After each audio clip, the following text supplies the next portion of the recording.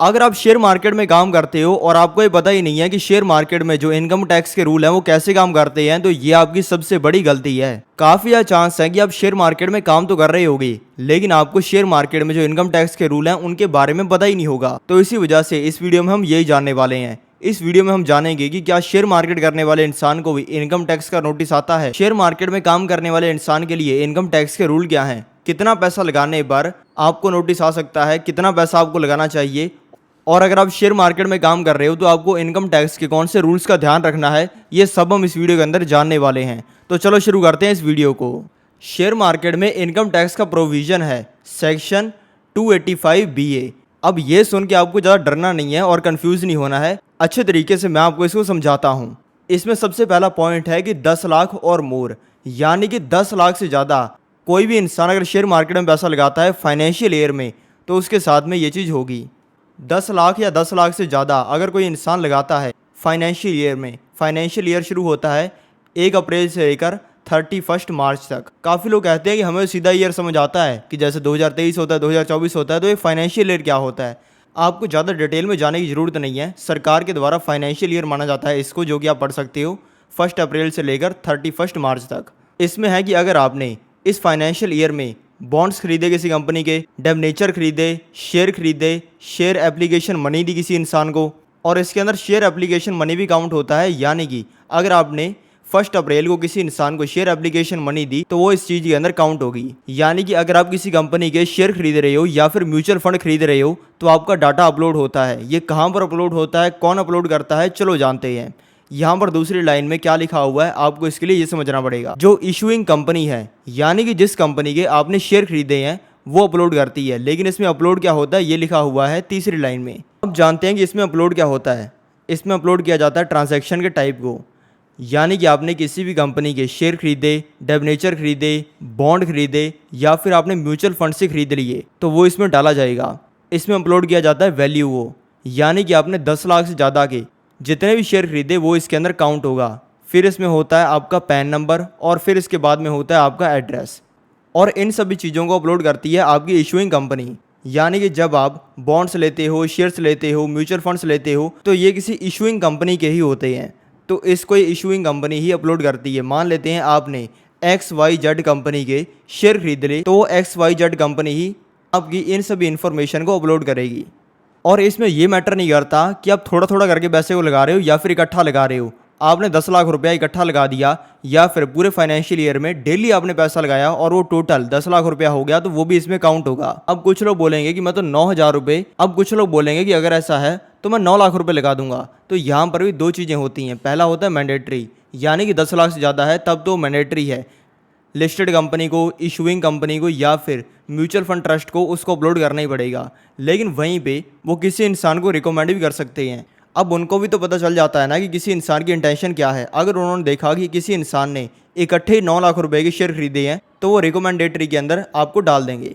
Share market को आज के टाइम पे हर इंसान पैसा छापने की मशीन समझ रहा है। हर इंसान शेयर मार्केट में बस ये सोच के लगा हुआ है कि ये कोई पैसा छापने की मशीन है, इसमें 1-2 महीने काम करेंगे, हर महीने लाखों रुपया कमाना शुरू कर देंगे।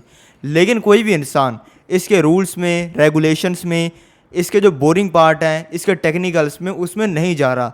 हर इंसान को सिर्फ मतलब है पैसा कमाने से। लेकिन आपको ये भी समझना चाहिए कि शेयर मार्केट एक रेगुलेटेड चीज़ है। इसके जो बोरिंग पार्ट है उसको भी आपको समझना पड़ेगा। अगर आपने वैसा नहीं किया तो आपको उसके कॉन्सिक्वेंस पक्की बात है झेलने पड़ेंगे। शेयर मार्केट में नोटिस आने के 2 केसेस हो सकते हैं। पहला केस जो होगा उसमें होगा आपका खुद का फंड, और दूसरा केस जो होगा उसमें होगा कि आपने पूलिंग करी होगी। अब मान लेते हैं आपकी सैलरी आ रही है या फिर आपने पेरेंट्स से पैसा लिया हुआ है। अब इसमें तो कोई दिक्कत नहीं है, लेकिन कई बार ऐसा होता है कि लोग शेयर मार्केट में पैसा तो लगा देते हैं और पैसा कमा भी लेते हैं, लेकिन उसके बाद में ITR फाइल करते नहीं है। कोई इंसान ये सोच लेता है कि यार मैंने तो जॉब करके पैसा कमाया, मुझे तो ITR फाइल करने की ज़रूरत नहीं है। कोई इंसान सोच लेता है कि मेरा तो यहाँ से पैसा आया है, मुझे ITR फाइल करने की ज़रूरत नहीं है। और नोटिस आने की दूसरी वजह हो सकती है पूलिंग करना, कि लोगों की सैलरी तो होती है 20,000 की, लेकिन उन्होंने स्टॉक मार्केट में लगा रखे होते हैं 5 करोड़ रुपए या फिर 2-5 करोड़ रुपए उन्होंने कमा लिए होते हैं। अब ऐसे केसेस में उनको बुलाया जाता है और उनसे पूछा जाता है कि भाई तेरे पास में ये जो तूने ट्रेडिंग की है या फिर ये तूने स्टॉक मार्केट में से पैसा कमाया है, इसके तेरे पास में फंड्स कहाँ से आए। अब ये फंड्स कहाँ से आते हैं अब ये समझो। कई बार ऐसा होता है कि लोग दूसरों से पैसा लेकर स्टॉक मार्केट में लगाना शुरू कर देते हैं। दोस्त से कैश में पैसा ले लिया या फिर कोई प्रॉपर्टी बेची, उसका कैश पैसा डाल दिया बैंक में और उस पैसे को लगा दिया स्टॉक मार्केट में। तो ऐसा आपको नहीं करना है। ऐसा आपको बिल्कुल भी नहीं करना है कि आप बहुत ज़्यादा कैश को जमा करवा रहे हो बैंक में और उसको डाल के आप डायरेक्ट स्टॉक मार्केट में काम कर रहे हो। अगर आपको मान लेते किसी इंसान से 50,000 रुपये लेने हैं और बाद में आप उस इंसान को पैसा वापस करने वाले हो, तो उस इंसान से अब यूपीआई से पैसा मत लो, क्योंकि इसको कच्चा काम माना जाता है। अगर आपको उस इंसान से पैसा लेना है तो आप उस इंसान से चेक ले सकते हो या फिर उस इंसान से आईएमपीएस करवा सकते हो, ताकि जो उस इंसान का नाम है वो रिफ्लेक्ट हो आपकी बैंक स्टेटमेंट पे। बैंक वालों को डायरेक्ट दिखे कि इस इंसान को इस इंसान से पैसा आया है। और बाद में अगर आपको उस इंसान को पैसा रिटर्न करना है, मान लेते हैं आपने किसी इंसान से 50,000 रुपये लिए, 6 महीने बाद अगर आपको उस इंसान को 50,000 रुपये ही वापस देने हैं, तो आप और कोई मीडियम मत चुनो, यानी कि आपने उसको यूपीआई से कर दिया या फिर कैश दे दिया, वो मत करो। सेम ही बैंक से आप उस पैसे को ट्रांसफ़र करो, तो बैंक वालों को दिखेगा कि ये एक इंसान है, इसने पैसा दिया था, इसको पैसा वापस मिल गया, जो ट्रांजैक्शन है वो स्क्वायर ऑफ हो गई। दूसरा, अगर आप किसी इंसान से लोन लेते हो बिना कन्फर्मेशन के, तो ये भी थोड़ा शक के दायरे में आता है। अगर आप किसी इंसान से लोन ले रहे हो तो उसका अच्छे तरीके से आप लीगल तरीके से लो, यानी कि अच्छे तरीके से उसका पेपर वर्क करो कि आपने उस इंसान से लोन लिया है, किन चीज़ों को आपने गिरवी रखा है, सारा मतलब आप पेपर वर्क करो। क्योंकि मान लेते हैं किसी इंसान ने आपको 1 लाख रुपए ट्रांसफ़र करे, तो बैंक वालों को ये तो पता ही नहीं है ना कि उस इंसान ने आपको सैलरी ट्रांसफ़र करी है, आपको लोन दिया है या फिर कोई और केस है। उनको सीधा सिर्फ यही दिखेगा कि आपको 1 लाख रुपया किसी इंसान ने ट्रांसफ़र किया है। अगर वैसे भी आप अपनी ज़िंदगी में किसी चीज़ के लिए लोन लेते हो तो उसी चीज़ के लिए उस पैसे को आप यूज़ करो। लोन लेकर पैसे को स्टॉक मार्केट में मत लगाओ। और सबसे इंपॉर्टेंट बात, तो आप अकाउंटिंग करते रहो। कई लोगों को ये पता ही नहीं होता है कि उनके पास में कितना पैसा आ रहा है, कितना पैसा यूपीआई से आ रहा है, कितना पैसा उनका जा रहा है, कितना उनको इंटरेस्ट आ रहा है, कितनी उनको सैलरी आ रही है।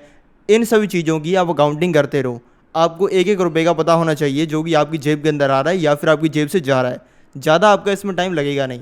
आज के टाइम पे तो हर चीज़ ऑनलाइन हो गई है। आपको ये देखना है कि आपको किसी ने यूपीआई किया है, आपके बैंक के अंदर कितना पैसा है, ये सभी चीज़ें आपको ऑनलाइन मिल जाएंगी। तो आप महीने में 1 दिन तो कम से कम इस चीज़ को करो, और इसमें भी आपको ज़्यादा से ज़्यादा 2-3 घंटे लगेंगे, उससे ज़्यादा टाइम आपका नहीं लगेगा।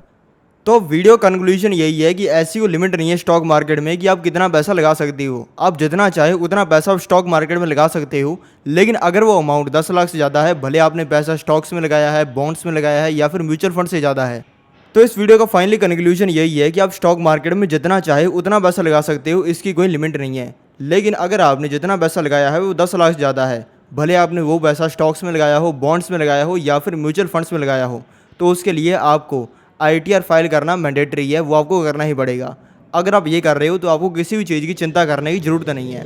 मैं आपसे मिलता हूँ अगली वीडियो में, तब तक आप ये वीडियो देखो जो कि आपको स्क्रीन पर दिखाई दे रही है, क्योंकि यह है मेरी फेवरेट वीडियो।